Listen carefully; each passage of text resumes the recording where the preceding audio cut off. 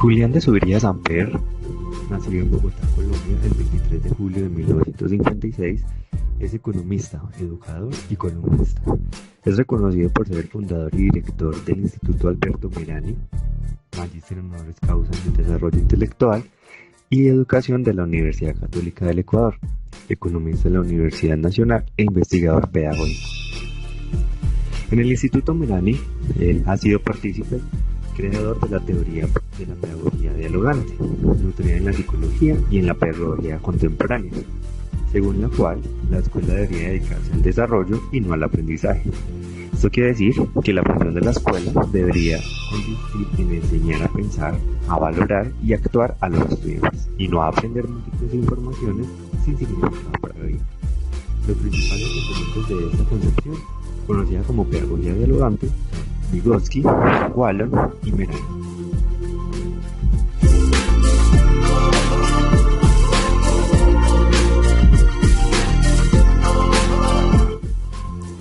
Julián de Zuviría Samper ha escrito 17 libros y más de 300 artículos de pedagogía, dentro de los que se destacan, en 2006, los modelos pedagógicos, en 2010, la vigencia de las ideas de Alberto Merani en la psicología y educación, y 2014, las competencias argumentativas. Dentro del proceso de investigación que Julián de Zuviría ha realizado en torno a la pedagogía dialogante, él concibe al sujeto como ese individuo que se conoce, que comprende sus orígenes y las raíces y que elabora de manera muy reflexiva y activa su propio proyecto de vida y social, asemejando el ser humano como un ser que piensa, ama y actúa, y que es obligación de la escuela enseñar a ese sujeto a pensar mejor, a amar mejor y a actuar mejor. Esto, en palabras de Wallon, sería a nivel cognitivo, afectivo, social y práctico. Es un sujeto que siente, actúa, interactúa y piensa. Y esto, desde las dimensiones humanas, prevé un sujeto que desde todas las escuelas y los docentes deben desarrollar cada una de esas dimensiones del ser. Esta pedagogía dialogante se ve al niño como ese sujeto que es el centro de la educación, desde lo pedagógico, como un sujeto que aprende por sí solo y se autoeduca. Es de allí donde muchos teóricos consideran que la educación debería respetar y promover sus intereses, de manera que se dé respuesta a las necesidades, preguntas y motivaciones. Sus ideas, sus intereses y sus actividades deberán ser motor para la educación. Es allí, entonces, donde la cultura también incide en esa formación de sujeto y en esa construcción. De manera recíproca, la cultura se apropia del sujeto en la medida que lo constituye. Es así que hablamos de una educación del sujeto para el contexto. Dependiendo del contexto, tiene un proceso de educación, de manera que se pueda realizar esas representaciones y esas construcciones culturales al mismo tiempo que se nutre su individualidad y la parte social. Es por ello que Julián de Zuviría habla de una interacción activa y estructurante entre el sujeto y el medio. Y en toda representación participan de manera activa los conceptos y las estructuras cognitivas previamente formadas. Y esto, en palabras de Piaget y Ausubel, se tiene en cuenta las actitudes y expectativas del sujeto para desarrollar esos modelos dialogantes donde la participación de este sujeto como ser, y en el caso desde la educación, sea el propio partícipe de su construcción cognitiva y académica.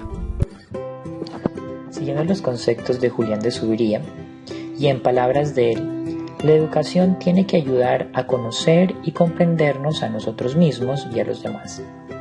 Tal vez su aporte más importante, como ya se venía diciendo, y la cima de su carrera, es la teoría denominada pedagogía dialogante, la cual puso a prueba en el Instituto Alberto Merani, en donde la escuela debe enseñar a pensar, valorar y actuar a los estudiantes. Su diseño curricular está basado en 4 preguntas: ¿qué enseñar? ¿Cuándo enseñar? ¿Qué, cómo y cuándo evaluar? ¿Y cómo enseñar? Para responder a estas preguntas, se debe recurrir a modelos pedagógicos como lo es el autoestructurante, heteroestructurante e interestructurante.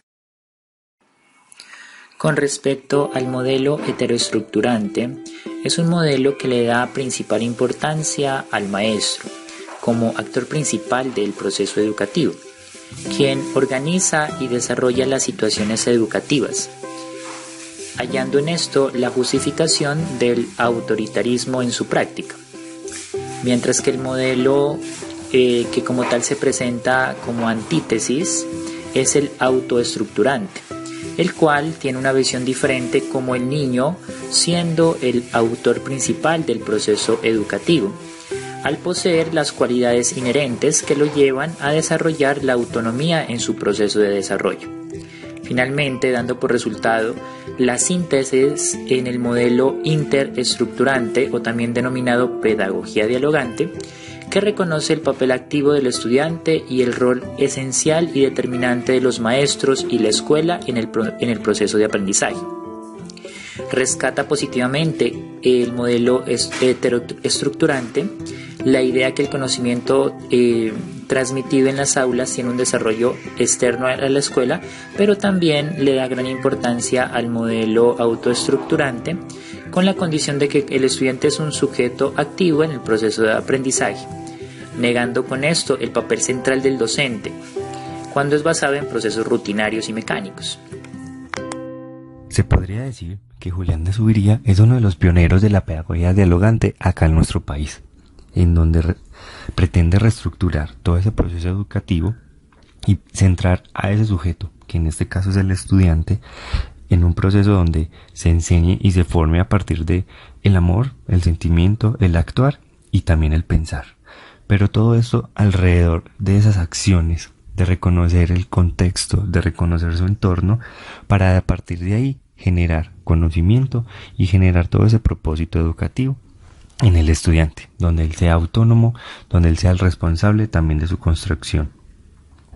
Podríamos decir también que Julián de Zuviría concuerda con Alejandra Aquino, en donde ella cita a Foucault y dice que todo sujeto está dotado de conciencia, que es una entidad autónoma y estable que requiere toda una acción y un sentido para el proceso de formación de ese sujeto.